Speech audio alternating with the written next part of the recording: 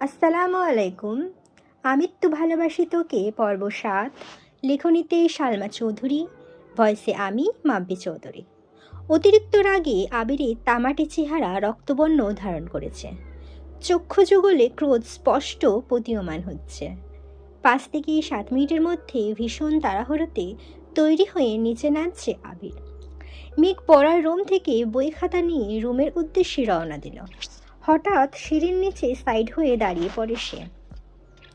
আবির ভাই হুলুস তুলুস বাঁধিয়ে নামছে। মেঘ এক দৃষ্টিতে তাকিয়ে আছে। মানসিক টানাপোড়েনে ভুগছে মেয়েটা। আবিরের সামনে বা আশেপাশে কোথাও দাঁড়াতে পারে না সে। আবিরকে দেখলেই যেন খেই হারায় বারবার। হৃদয় কেঁপে ওঠে অষ্টাদশীর। কেমন অস্থির অস্থির লাগে। যেমন মারাত্মক চাউনি তেমনি মারাত্মক তার চলাফেরা। মনে মনে এসব ভেবেই যেন ঘোরের রাজ্যে চলে যায় মেঘ। আবির পাশ দিয়ে যাওয়াতে আবিরের শরীরের ঝাঁঝালো গন্ধ সাথে তীব্র স্প্রের গন্ধ মস্তিষ্ক পর্যন্ত চলে যায়। সহসা ঘোর কাটে মেঘের। সিঁড়িতে আবির ভাই নেই। কয়েক কদমে আবির পৌঁছে গেল মেইন গেটের কাছে। হঠাৎ রান্নাঘর থেকে মালিহা খান ডাকলেন, এই সময় কোথায় যাচ্ছিস বাবা? মেঘ পেছন ফিরে তাকায় সেদিকে। আবির চৌকাঠের বাইরে পা রাখতে রাখতে ব্যস্ত আর ক্রোধিত কণ্ঠে উত্তর দিল, বাইরে একটু কাজ আছে, ফিরতে রাত হবে। এক মুহূর্ত দাঁড়ায়নি সে, ক্ষিপ্র বেগে হেঁটে চলে যায়। মেঘ ঠাঁই দাঁড়িয়ে আছে সিঁড়ির নিচে। কিছুই যেন ঢুকছে না ছোট্ট মস্তিষ্কে। কয়েক মুহূর্ত পরে মেঘ ও যথারীতি বই খাতা নিয়ে রুমে চলে যায়। আজ তার অনেক পড়া। আগামীকাল রবিবার, কোচিংয়ে পরীক্ষা, ক্লাস, নতুন টিউশন, সব মিলিয়ে পড়া শিখতে ব্যস্ত হয়ে পড়ে। রাত ৯টায় খেতে বসেছেন সবাই। খান বাড়ির খাবার টেবিলটা অনেকটাই লম্বা। টেবিলের এক পাশের প্রস্থ বরাবর বসেন আলী আহমেদ খান, খান বাড়ির বড় কর্তা। ওনার বিপরীতে কোনো চেয়ার নেই, কারণ ওনার মুখোমুখি বসার যোগ্যতা এই বাড়িতে কারণ নেই। এক পাশে 4টা চেয়ার, ইকবাল খান, আদি, তানভীর ভাইয়া আর আবির ভাইয়ের চেয়ার এক পাশে। আবির ভাই না থাকাকালীন ও চেয়ার সরানো হয়নি। অন্য পাশে 3টা চেয়ার, মোজাম্মেল খান, মিম আর মেঘের। মেয়ে মানুষ গা ঘেঁষে বসা পছন্দ করে না, তাই একটা চেয়ার স্টোর রেখে 3টে চেয়ার দূরে দূরে রেখেছে। যদিও মেহমান আসলে আরও 3-4টা চেয়ার অনায়াসে ফেলা হয় এখানে। এত বছর আবির ভাই না থাকায় মেঘ একেবারে কর্নারের চেয়ারটাতে বসেছে। আবির ভাই ফেরার পরও তাকে বাধ্য হয়ে এই চেয়ারটাতেই বসতে হয়। আবির ভাইয়ের মুখোমুখি বসা আর প্রথম বিশ্বযুদ্ধে শহীদ হওয়া দুটোই মেঘের কাছে সমান। রোজ দুবার চোখের সামনে নিজের মস্তিষ্কে রক্তক্ষরণ সহ্য করা, বুকের ভেতর উতাল পাতাল ঢেউ সামলানো, সেই ধারালো চোখের চাউনি প্রতিবার যেন পিস পিস করে কাটে অষ্টাদশীর হৃদয়টা। এদিকে বোকা মেঘ এখনো অনুধাবনই করতে পারছে না আবির ভাই কি তার শুধুই ক্রাশ, নাকি সে তার প্রেমেও পড়েছে। আচমকা আলী আহমেদ খান রাশভারী কণ্ঠে মেঘের গাঢ় চিন্তার ব্যাঘাত ঘটালো। আলী আহমেদ খান, আবির কোথায়? অফিসের কাজ তো সেই সন্ধ্যাবেলায় শেষ, তাহলে এত রাতে কোথায় সে? মালিহা খান তটস্থ ভঙ্গিতে বললেন, ও তো সন্ধ্যায় এসেছিল, রেস্ট নিয়ে কফি খেয়ে তারপর বের হলো। আলী আহমেদ খান, ছেলেদের নিষেধ করো রাত বেরিতে ঘোরাঘুরি করতে। ইকবাল খান সাবলীল ভঙ্গিতে বলে উঠলেন, বড় ভাইয়া তুমি চিন্তা করো না, ছেলেটা এত বছর পর দেশে ফিরেছেন, বন্ধুদের তো একটু সময় দিতে হয়। আলী আহমেদ খান চুপচাপ খাওয়া শেষ করলেন। ওঠার আগ মুহূর্তে মেঘের দিকে তাকিয়ে বললেন, সাহারিয়ার কেমন পড়িয়েছেন মা? মেঘ নরম স্বরে বলল, আলহামদুলিল্লাহ ভালো পড়িয়েছেন। আর কোনো কথা বললেন না, উঠে বেসিন থেকে হাত ধুয়ে নিজের রুমে চলে গেছে। তার কিছু সময় পর বাকি 2 ভাই ও যে যার রুমে চলে গেল। খাবার টেবিলে বসে বসে খাচ্ছে খানবাড়ির 3 বাঁদর। মেঘ বড় বাঁদর, মিম হলো মেজ বাঁদর, আর আদি হলো সবচেয়ে ছোট বাঁদর। 3 জনে রাজ্যের গল্পে মেতেছে। হালিমা খান এসে ধমক দিলেন, এই মেঘ, তোর কি এখন বাঁদরামি করার সময়? 2 দিন পর পরীক্ষা শুরু হয়ে যাবে, পড়াশোনা বাদ দিয়ে আড্ডায় মজে থাকিস সব সময়। মেঘের প্রফুল্ল মুখটা তৎক্ষণাৎ মলিন হয়ে গেল। কোনো রকমে খাবার শেষ করে রুমে চলে গেল। পড়াশোনায় মনোযোগ দিল। আবির কত রাতে ফিরছে সে হদিশ কেউ রাখেনি। তানভীর ফিরেছে 11টায়। তখনও হালিমা খান অপেক্ষা করছিলেন। তানভীর মাকে ঘুমিয়ে যেতে বললেন। তারপরও হালিমা খান 12টা পর্যন্ত অপেক্ষা করলেন। আবির ফিরেনি, তাই বাধ্য হয়ে ঘুমিয়ে পড়েছেন। আবির ফিরেছে রাত 2টোর দিকে। কোনো রকমে ফ্রেশ হয়ে ব্যালকনিতে পাতা চেয়ারে হেলান দিয়ে আকাশের পানে তাকিয়ে আছে। দৃষ্টি নিবদ্ধ। দূরে ওই চাঁদে কিছুক্ষণ পরপর মেঘে ঢেকে যায়, আবারও আলোকিত হয়। আবির কি যেন ভাবে খানিকক্ষণ, তারপর গম্ভীর কণ্ঠে নিজেই নিজেকে শুধালো, তুই কি কোনোদিন শুধরাবি না? কেটে গেল আবিরের নির্ঘুম নিদ্রাহীন রাত। সকাল 8টায় খাবার টেবিলে বসে খাবার খাচ্ছে মিম, মেঘ, আদি, তানভীর আর কাকামণি ইকবাল খান। বড় দুই ভাই ভোর সকালেই অফিসের উদ্দেশ্যে রওনা দিয়ে দিয়েছেন। মেঘ মিমের সাথে ফিসফিস করে আড্ডায় ব্যস্ত। তানভীর যেন দেখেও না দেখার মতো খাচ্ছে। আগে হলে একটা ধমক দিয়ে বলতো, চুপ থাক। আজ যেন কিছুই করলেন না, তাই মেঘ আর মিম আপন মনে গল্প করে খাচ্ছে। মেঘের মনোযোগ ভাঙল কারো চেয়ার টানার শব্দে। মেঘ তৎক্ষণাৎ তাকালো। আবিরের নিখাত দৃষ্টি মেঘের চোখে নিবন্ধ। মেঘ এক পলক তাকিয়ে চোখ নামিয়ে ফেলল। বুকের ভেতর ধুকপুকের মাত্রা বাড়ছে। তার সাথেই নিযুক্ত হলো চিন্তার ছাপ। মাথা নিচু করে মনে মনে বলল, আবির ভাইয়া সারা রাত ঘুমাননি? ফ্যাকাশে হয়ে আছে মুখটা। কি হয়েছে ওনার? এসব ভেবেই মেঘ আতকে উঠছে বারবার। গতকাল সন্ধ্যায় বের হলো চোখ অন্ধকার করে। রাতে কখন ফিরেছেন উনি, কোথায় ছিলেন সারা রাত? এসব চিন্তায় মেঘের উৎফুল্ল মেজাজটা খারাপ হয়ে গেল। মিমের ডাকে স্বাভাবিক হলো মেঘ। মিমের খাওয়া শেষ, উঠে যাচ্ছে। এতক্ষণে তানভীর আর ইকবাল খানও খেয়ে চলে গেছেন। খাবার টেবিলে এখন শুধু আদি, আবির আর মেঘ। মেঘ প্লেটের ভাতগুলো তাড়াতাড়ি শেষ করলো। যেই না উঠতে যাবে, আবির ভাই মেঘের প্লেটে আরও 2 চামচ ভাত দিলেন। মেঘ ছোট করে চিৎকার দিতে গিয়েও দিল না। চোখ পড়ল আবিরের দিকে। আবিরের তামাটি মুখটা দেখেই চোখ নামিয়ে নিল। আবির প্রখর তপ্ত স্বরে বলল, এগুলো শেষ করে তারপরে উঠবি। মেঘ কিছু বলতে গিয়েও থেমে গেল। আবির আবারও বলে উঠল, তোর নামে সারাক্ষণ শুধু অভিযোগ শুনি, খাস না খাস না। এখন চুপচাপ খা। একটা কথা বলবি তো 1 চামচ ভাত দেব। মেঘ চিবুক গলায় ঠেকালো। অল্প অল্প করে ভাত খাচ্ছে। হঠাৎ আদি উৎফুল্ল মেজাজে বলল, মেঘাপু, আমার খাওয়া শেষ, তুমি লাস্ট, হা হা হা। মেঘের মুখটা আরও ছোট হয়ে গেল। কিছুক্ষণ আগেই 3 ভাই বোন মিলে চ্যালেঞ্জ নিয়েছিল যে আগে খেয়ে ফার্স্ট হবে তাকে একটা কিটক্যাট দেওয়া হবে। মেঘই ফার্স্ট হতো, কিন্তু আচমকা আবির বসাতে মেঘের মনোযোগ নষ্ট হয়ে যায়। খাওয়া বন্ধ হয়ে যায়। তাই মিম ফার্স্ট হয়ে গেছে।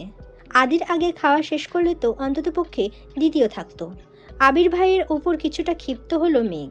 সঙ্গে সঙ্গে মনোযোগে বিঘ্ন ঘটল। মনে মনে বলল, আবির ভাইকে কি জিজ্ঞেস করব কি হয়েছে?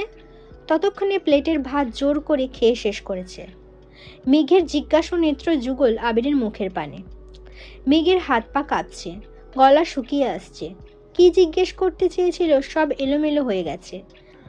আবির ভাইকে দেখলে প্রতিবার যেমন বুকের ভেতর কেউ ঢোল বাজিয়ে নৃত্য করে, আজও তার ব্যতিক্রম হলো না। মুখ দিয়ে টু শব্দটা বের করতে পারছে না। গলা শুকিয়ে কাঠ হয়ে গেছে। চোখ নামিয়ে গ্লাস টেনে ঢকঢক করে পুরো গ্লাসের পানিটা শেষ করলো। আবিরের এদিকে কোনো মনোযোগ নেই। সে তার খাওয়াতে মগ্ন। মেঘ বসে থাকতে পারছে না আবির ভাইয়ের সামনে, তাই কোনো রকমে কাঁপা কাঁপা পায়ে বেসিনে চলে গেল। আবির চোখ তুলে এক পলক দেখল প্লেটটা। খাওয়া শেষ, তাই আর কথা বাড়ায়নি। হাত ধুয়ে কোনো রকমে রুমের উদ্দেশ্যে ছুটল মেঘ। সিঁড়িতে এমনভাবে ছুটেছে যেন থামলেই পায়ে সিরসিরে গড়িয়ে পড়বে নিচে। 9:30-40 বাজে আবির বাসা থেকে বেরোচ্ছে। আব্বু আর চাচ্চু সেই সকালে অফিসে চলে গেছেন, তাই আবির একটু পরে গেলেও সমস্যা নেই। আবিরের কিছুটা পিছনে মেঘও বের হলো। আজ রবিবার, কোচিং খোলা। মেইন গেটের সামনে গিয়ে থমকে দাঁড়ালো মেঘ। আবির ভাই বাইক ঘোরাচ্ছে। মেঘ অপলক দৃষ্টিতে তাকিয়ে আছে সেদিকে। সেদিন প্রথম এখানেই দেখেছিল আবির ভাইকে। সেই থেকে অষ্টাদশীর ছোট্ট পৃথিবীটা এলোমেলো হয়ে গেছে। ধ্যানে জ্ঞানে শুধুই আবির ভাই। অষ্টাদশীর খুব ইচ্ছে হচ্ছিল বাইকে করে কোচিং যেতে। আজ পর্যন্ত মেঘ বাইকে ওঠেনি। শুধু মেঘ কেন, মিম আদি কেউই ওঠেনি। মেঘের খুব ইচ্ছে করে খোলা আকাশের নিচে বাইকে ঘুরতে, প্রকৃতির সৌন্দর্য বাতাস উপভোগ করতে। মনে মনে ভাবল, আবির ভাই কি আমায় নিয়ে যাবেন? হঠাৎ আবিরের কণ্ঠ কানে বাজল, মেঘ। নিজের নামটা আবির ভাইয়ের মুখে শুনে মনের মধ্যে বসন্তের হাওয়া লেগেছে। মনে হচ্ছে তরোয়াল দিয়ে ফালাফালা হয়ে গেছে হৃদয়টা। মনের মধ্যে হাজারো পাখির কলরব। কারা যেন বলে বেড়াচ্ছে, তোর ক্লাস তোকে ডাকছে। আবিরের গম্ভীর কণ্ঠ ভেসে আসলো আবারও, ডাকছি তো। মেঘ চুপসে গেল। চোখ নামিয়ে কাঁপা কাঁপা পায়ে এগিয়ে গেল আবিরের দিকে। মনে মনে ভাবল, আবির ভাই কি সত্যিই আমায় বাইকে করে নিয়ে যাবেন? আবির চোখে মুখে বিরক্তি নিয়ে বলল, তুই চুল খুলে ঘুরিস কেন? মেঘ যেন আহম্মক হয়ে রইল। আবির কণ্ঠ দ্বিগুণ ভারী করে বলল, আজকের পর থেকে যেন তোকে বাইরে কোথাও চুল খোলা না দেখি। যদি আর একদিন তোকে এভাবে দেখি, তাহলে এমন থাপ্পড় দিব তোর গাল দিয়ে থাপ্পড়ের দাগ 1 মাসেও যাবে না। ছোটবেলার মারটা আশা করি ভুলিসনি। এতটুকুন বলেই আবির হেলমেট পরে বাইক স্টার্ট দিয়ে চলে গেল। মেঘের মাথায় আকাশ ভেঙে পড়ল। কয়েক মুহূর্ত নিস্তব্ধ হয়ে রইল। মেঘ নিজের প্রতি নিষ্পিহায় শ্বাস ফেলল। আবির ফিরে আসার পর থেকে মেঘ উদ্বেলিত, ক্রাশ খাওয়া, প্রেম অনুভূতি সবেতে যেন পানি, আরে না, বরফ ঢেলে দিয়ে গেল আবির ভাই। যেই মেঘ আবিরের প্রেমে হাবুডুবু খাবে ভাবছিল, তাকে যেন গভীর খাদে চুবিয়ে মারল। মনে পড়ে গেল ছোটবেলার আবিরের মারের কালো অধ্যায়। ছোটবেলায় আবিরই মেরেছিল শুধু তাকে। আজ পর্যন্ত মা বাবা, এমনকি তানভীর এত ধমকায়, সেও কোনোদিন মেঘের গায়ে হাত তোলেনি। এত বছর পর আবির ভাই ফিরল।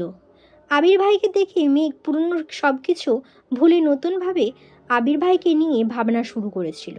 সবে মাত্র সেই ভাবনায় আগুন জ্বালিয়ে চলে গেল বেটায়। আহত চোখে তাকিয়ে রইল কতক্ষণ। আচমকা রক্তজবার ন্যায় ঠোঁট দুটো ভেঙে হু হু করে কেঁদে উঠল মেঘ। এই কান্না কতক্ষণ স্থায়ী হলো তা জানা নেই। হঠাৎ বন্যার কলে কিছুটা কেঁপে উঠল মেঘ। ফোন রিসিভ করতেই বন্যা বলল, কি রে, কই, তুই আসবি না? মেঘ কথা না বলেই কেটে দেয় কল। মেঘের গাল চুপচুপে ভিজে আছে। তারপর হাতের উল্টো পিঠ দিয়ে চোখ দুটো মুছে গাড়ির দিকে যায়। বেশ কিছুক্ষণ পর কিছুটা স্বাভাবিক হলো মেঘ। মনে মনে ক্ষুব্ধ হলো। গাড়িতে বসে বসে ফুঁসছে রাগে। এসির মধ্যে বসেও যেন কপালে ঘাম ঝরছে মেয়েটার। রাগে ক্ষোভে ওষ্ঠ উল্টানো। মনে মনে স্থির করলো, আর কখনো আবির ভাইকে নিয়ে ভাববে না। আবির ভাই সত্যিই হিটলার। তা না হলে আমার মতো নিষ্পাপ মেয়েটাকে শুধু শুধু মারার চিন্তা করতে পারে? আমি ওনার কোন পাকা ধানে মই দিয়েছি? অভিমানী কণ্ঠে মনে মনে ভাবল মেঘ। এসব ভাবতে ভাবতে কোচিংয়ে পৌঁছে গেল। ক্লাস শুরু হয়ে গেছে 10 মিনিট আগে। বন্যা জায়গা ধরেছিল, তাই বন্যার পাশেই বসল।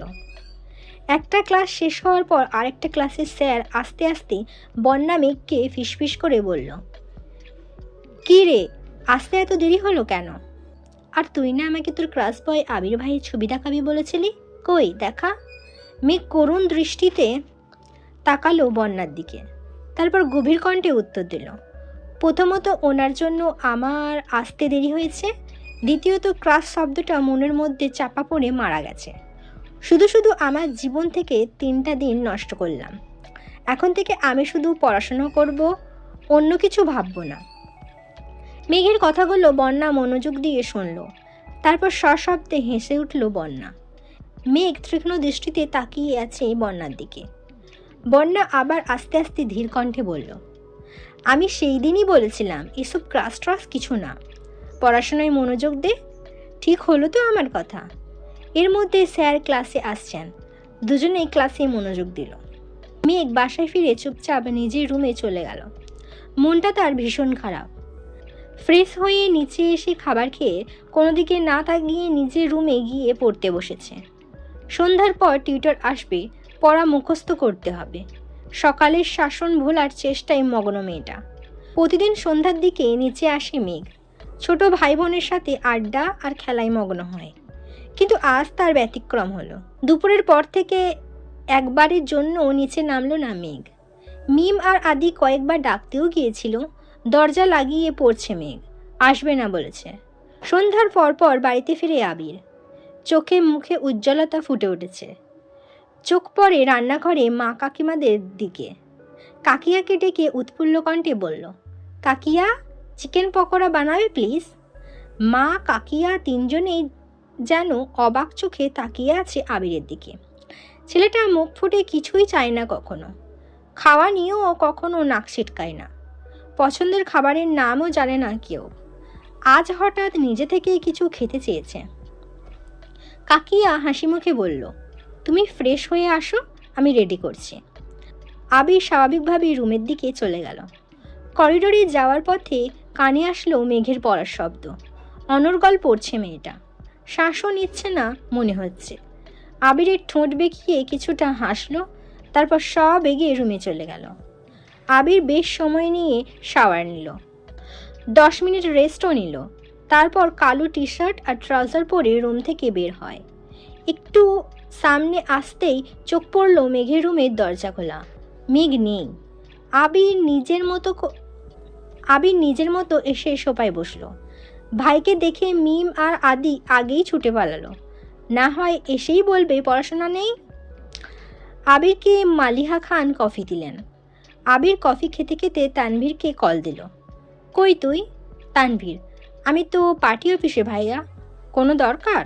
আবির, কাজ না থাকলেই তাড়াতাড়ি বাসায় আয়। তানভীর ভয়ে ভয়ে জিজ্ঞেস করলো, কিছু হয়েছে ভাইয়া? আবির সশব্দে হেসে বলল, দূর, কিছু হয়নি, চিকেন পাকোড়া বানাচ্ছে কাকিয়া, খেলে তাড়াতাড়ি আয়। তানভীর, আচ্ছা আসছি। কথাগুলো না শুনলেও আবিরের হাসির শব্দ ঠিকই কানে এসেছে পড়ার রুমে বসা অষ্টাদশীর। বুকটা সঙ্গে সঙ্গে কেঁপে উঠল। নিজেই নিজেকে প্রশ্ন করল, আবির ভাইয়া হাসছেন? উনি বাসায় ফিরেছেন? তৎক্ষণাৎ মনে পড়ে গেল সকালের ঘটনা। সাথে সাথেই মুখটা কালো করে পড়া রিভিশন দেওয়ায় ব্যস্ত হলো মেঘ। তানভীর ফিরেছে 7-8 মিনিট হবে। ফ্রেশ হয়ে নিচে এসেছে। এতক্ষণে চিকেন পাকোড়া হাজির হলো সামনে। ফ্রিজ থেকে বের করে কিছু রান্না করা সময় সাপেক্ষ ব্যাপার, তা তাদের জানাই আছে। এজন্য ধৈর্য নিয়েই বসে বসে ফোন ঘাঁটছিল আবির। দুই ভাই আপন মনে গল্প করে পাকোড়া খেতে ব্যস্ত। এদিকে মেঘ অপেক্ষা করছে টিউটরের আসার জন্য। 40 মিনিট লেট, এখনও আসছে না। কি করবে বুঝতে পারছে না। পড়ছে কিছুক্ষণ, হাবিজাবি ভাবছে, আবার পড়ছে। তানভীর হঠাৎ ডাকলো, মেঘ, এদিকে আয়। মেঘ ভাইয়ের ডাক শুনেই কিছুটা কেঁপে উঠল। তারপর পড়ার রুমের দরজায় দাঁড়ালো। হালকা গোলাপি রঙের জামা পরেছে, মাথায় ওড়না দেয়, পেট পিঠ সবটাই ওড়না দিয়ে ঢাকা। অনেক স্নিগ্ধ লাগছে মেঘকে। আবির তখনও সশব্দে হাসছে। তানভীর ভাইয়া আর আবির ভাই নিজেদের মধ্যে মস্করায় ব্যস্ত। মেঘ দরজায় দাঁড়িয়ে আবির ভাইয়ের হাসিতে মগ্ন। 3 দিনেও এই মানুষটাকে এতটা প্রফুল্ল দেখেনি সে। বরাবরই যেন গম্ভীর। সেই বাইক কেনা দিন একটু হেসে হেসে কথা বলার চেষ্টা করেছিল, সেই হাসিতেই ক্রশ খেয়েছিল মেঘ। আজকের হাসি ঘায়েল করে দিল মেঘকে। চোখ সরাতে চেয়েও সরাতে পারছে না। আবিরের চোখ পড়ে দূরে দরজায় দাঁড়ানো মেঘের দিকে। কয়েক সেকেন্ড পরেই হাসি থামিয়ে চোখ নামিয়ে নিল আবির। তানভীর তৎক্ষণাৎ বলে উঠল, মেঘ, পাকোড়া খাবি? আয় খেয়ে যা। মেঘ যেন বড়সড় টাস্কি খেল। ভাইয়া তাকে খাবার খেতে ডাকছে। এতগুলো বছর এরকম ঘটনা তার সাথে কখনো ঘটেনি। তানভীর আবার ডাকলো, আয় খেয়ে যা, পরে পড়তে বসবি নে। মেঘ 2 পা এগুলো কি যেন ভেবে ঠাঁই দাঁড়িয়ে পড়ল। কিছুটা অভিমানী কণ্ঠে উত্তর দিল, তোমরা খাও, আমি খাবো না। আবারও পড়ার রুমে চলে গেল মেঘ। তানভীর আর আবিরও আর বেশি কথা বলল না। খাওয়া শেষ করে আবির নিজের রুমে গেল। তানভীর পুনরায় পার্টি অফিসে ছুটল, মিটিং আছে তার। ভাই ডেকেছে বিধায় মিটিং রেখে ছুটে এসেছিল সে। মেঘ টিউটরের জন্য অপেক্ষা করলো আরও 30 মিনিট। পড়তে পড়তে খিদা পেয়েছে তার। মাত্র খাবার হয়েছে, 8টাও বাজেনি। মেঘ খেতে বসেছে, বারবার তাকাচ্ছে দরজার দিকে। টিউটর আসলে পড়তে বসতে হবে। খাওয়া শেষ হলো কিন্তু টিউটর আসলো না। তাই মেঘ বই খাতা নিয়ে ওপরে যাচ্ছে আর আম্মুকে বলে গেল টিউটর আসলেই ডেকে দিতে। রাত 9টায় খেতে বসলেন সবাই। তানভীরও মিটিং শেষ করে বাসায় এসেছে। খাবার টেবিলে সবাই থাকলেও মেঘের কোনো হদিশ নেই। তানভীর কাকিয়াকে জিজ্ঞেস করলো, মেঘ খাবে না? কাকিয়া স্বাভাবিকভাবেই উত্তর দিল, ও তো সন্ধ্যাবেলায় খেয়ে ওপরে চলে গেছে, বলল খিদে পেয়েছে। তেমন কথা নেই কারো মুখে। আবির কোনো রকমে অল্প খেয়ে রুমে ঢুকে গেল। গত রাতে ঘুমায়নি ছেলেটা। সারাদিনের ক্লান্তিতে ঘুম পাচ্ছে খুব, তাই রুমে গিয়ে শুয়ে পড়েছে। এদিকে মেঘ পড়ছে আর ক্ষণে ক্ষণে ঠোঁট উল্টে কান্না করছে। আবারও নিজেকে সান্ত্বনা দিচ্ছে, যেভাবেই হোক চান্স পেতে হবে। অভিমানী স্বরে বলছে, দূরের ভার্সিটি হলে ভালোই হবে। এই বাড়ি থেকে চলে যাব অনেক দূরে। ভাইয়া আবির ভাই আমায় পাবেই না, বকবে কিভাবে আর মারবে কিভাবে? তৎক্ষণাৎ মায়ের কথা ভেবে কান্না করে দেয়। মাকে ছাড়া থাকবে কিভাবে সে? চলবে। তো এই ছিল আমি তো ভালোবাসি তোকে পর্ব 7। পরবর্তী পর্ব নিয়ে খুব তাড়াতাড়ি আসবো। সুস্থ থাকবেন, ভালো থাকবেন, নিজের খেয়াল রাখবেন।